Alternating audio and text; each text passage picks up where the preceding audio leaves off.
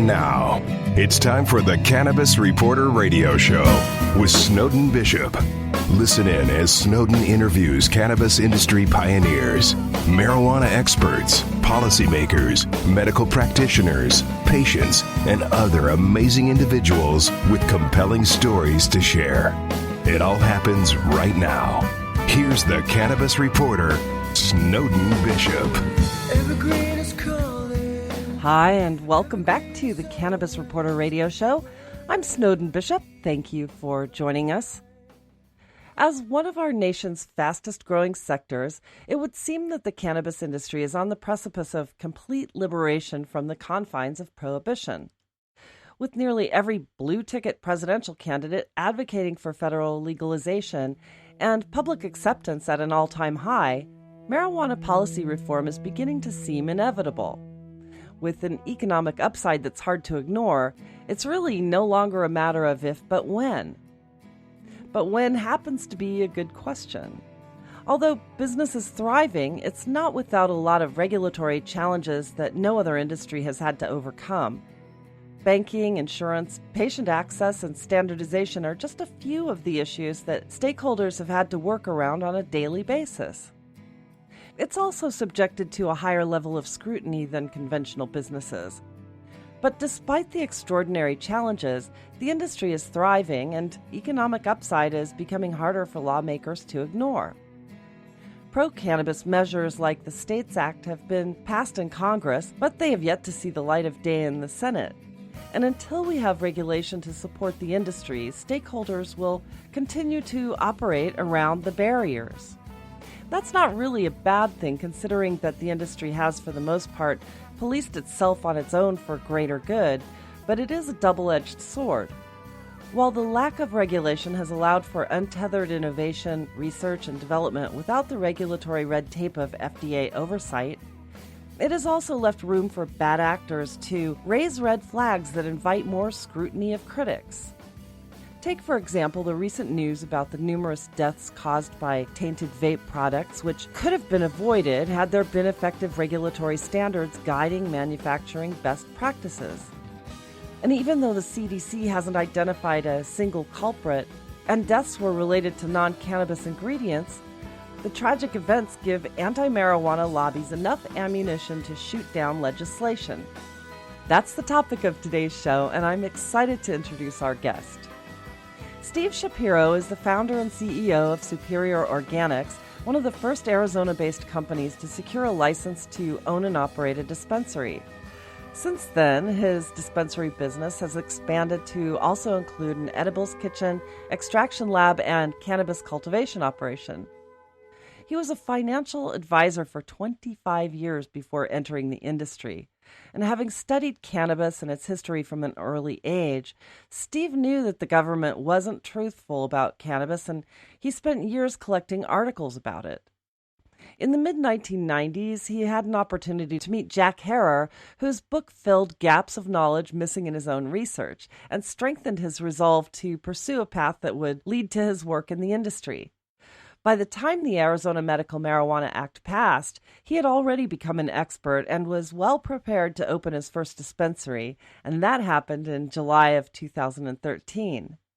As a patient, he's experienced firsthand the therapeutic benefits of cannabis, and having lost friends and family to various health issues, he's convinced that cannabis could have helped them, if not saved their lives. Steve, thanks so much for joining me. I'm looking forward to this. Well, thank you for having me. Well, you're certainly welcome. You know, I've been fascinated by your background because you spent so much time in finance, but I understand that when you were younger, you worked in a pharmacy, and you are now a dispensary owner. Tell me a little bit about how different that is from your experiences as a youth working in a pharmacy. Sure. Well, I did work in a pharmacy back in high school. But in those days, I did read some of the pamphlets on the sides of the bottles, and was kind of amazed at the different side effects and complications of some of the most dangerous drugs that were being prescribed. Also, at the same time, I was learning about marijuana and always felt it was important to read up as much as I could on these different issues. And everything I was reading on marijuana or cannabis that was positive was coming from outside our country back in those days. You didn't see anything positive from within the United States. No articles, no studies, no research. It told me that there must be something to the research that these other countries were finding. And over the years, I was lucky enough to meet Jack Ferrer out here in Arizona. He visited in '92 and spoke to Normal and introduced me to all the amazing things the hemp plant could do, as well as the rest of the picture of what marijuana could do. So we anxiously awaited these laws to change. Actually, our law passed in '96 the first time. The legislature just kind of said, no thanks. In '97, here in Arizona, a man by the name of Tom Horn, he wrote something called the Voter Protection Act. His law protected us, supposedly. Well, in '98, there was another medical marijuana law passed here in Arizona, and that law said that the doctor could write a prescription on his pad. Federally, it's illegal to write a prescription for marijuana on the doctor's pad. And so that law kind of got negated, despite the Voter Protection Act. And it wasn't until 2010 that we really got it back on the ballot. And when we were voting on it, honestly, at the time, I did not believe this law would pass. Until I sat down with my parents about a month before the vote. We talked about it. They'd explained that they were going to vote for it, and I pretty much knew that. I had them convinced for a while at that point, but they told me all their friends were voting for it, for the medical bill. And I was quite surprised by that.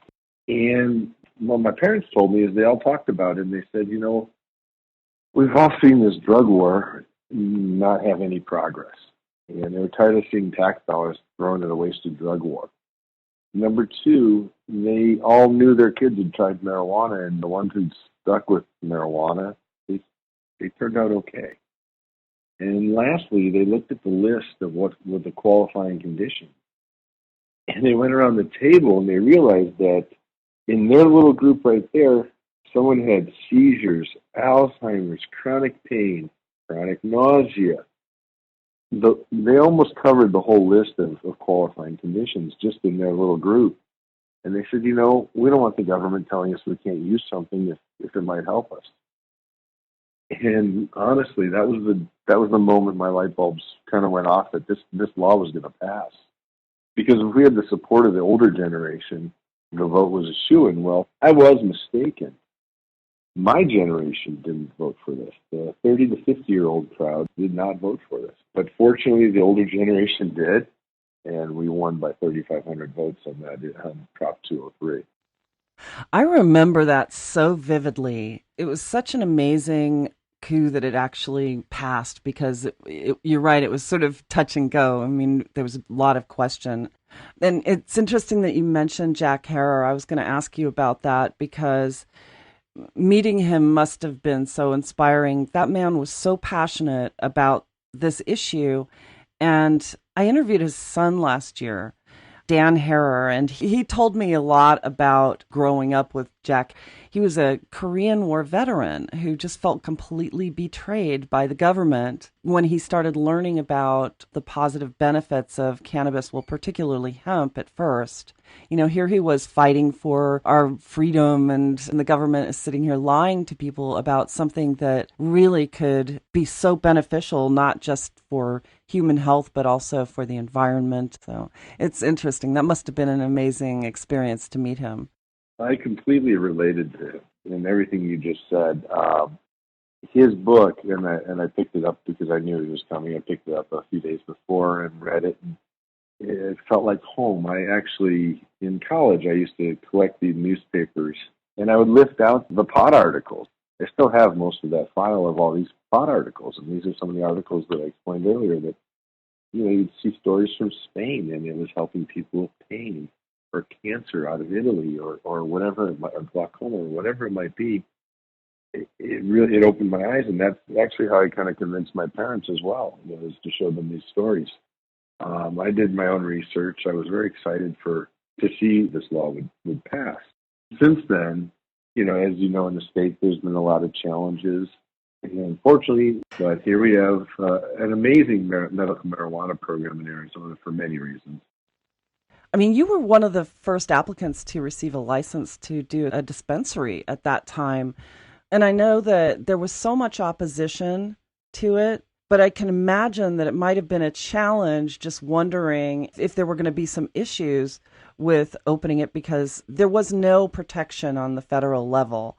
And there were dispensaries that were being shut down just because the DEA was, still targeting states where they had passed legislation. Tell me about some of the experiences you had back then. It was a little scary at first. We made sure to follow all the rules. We felt, fortunately, where we opened in Superior, which is a small mining town here in Arizona, there's about 3,000 people up there, a real charming little town. It's real pretty. And fortunately, we seemed to have the support of the local police and the local government up there. We did a really good job of working with them. When I first showed up in 2012, I came to town. They needed help figuring out the zoning a little bit, so I met with the city and tried to explain to them that, look, if they don't set up zoning rules, the dispensary can go anywhere. And it wasn't actually until the week of applications that city put their zoning rules together. So I had to scramble really quick when we did our application to get everything done. It was a lot of challenges back then, but there were concerns about traveling when you're bringing wholesale product into the store. You definitely went the speed limit or less. You didn't push it, that's for sure.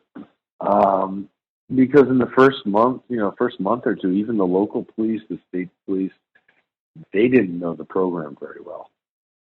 And so you might be at the mercy of an officer who didn't know the program in the first couple of months. And that was a little scary for some people. So it took some time to get past that. Now there's still some challenges. I mean, you still, I think as a patient or an employee or an owner, you should be very aware of Prop 203, the law, the regulation, and the rules that the state put out so that you don't ever have a problem. Yeah. Well, and patients too. We've had our share of issues there. For sure. Like the Rodney Jones case, for example. For sure. Well, yeah. Oh, absolutely. No, absolutely. Yeah. And there are a few others as well, though. I remember the student at ASU. Yep. That was a tragedy. Oh, it was. It really was. One of the stories that we're proud of actually at Superior was there was a woman that was a grandma actually that was taking care of her grandchildren. And someone decided that because she had her card, she wasn't qualified to be the custodian for these grandchildren. And fortunately, our law protects that. It doesn't allow discrimination like that. And we were able to help her twice prove it in the courts to keep the family together. That's great. So looking at the landscape right now, challenges that are still facing Arizona, I know there's a lot going on in the legislature right now to sort of expand upon the original Prop 203 that passed here. There have been a lot of legislative measures here in State House. Some have gone through, some haven't. But what are some of the challenges that you think dispensary owners in this state are facing right now? I think the biggest one, and the one that really concerns me as we look at recreational, or I like to call it social use, actually.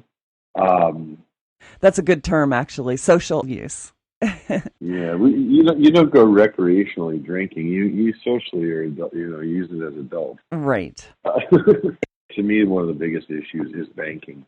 As we go and look towards social or adult use, without solving the banking issue, we're going to create even more problems. Currently, it is legal for the banks to do business with us.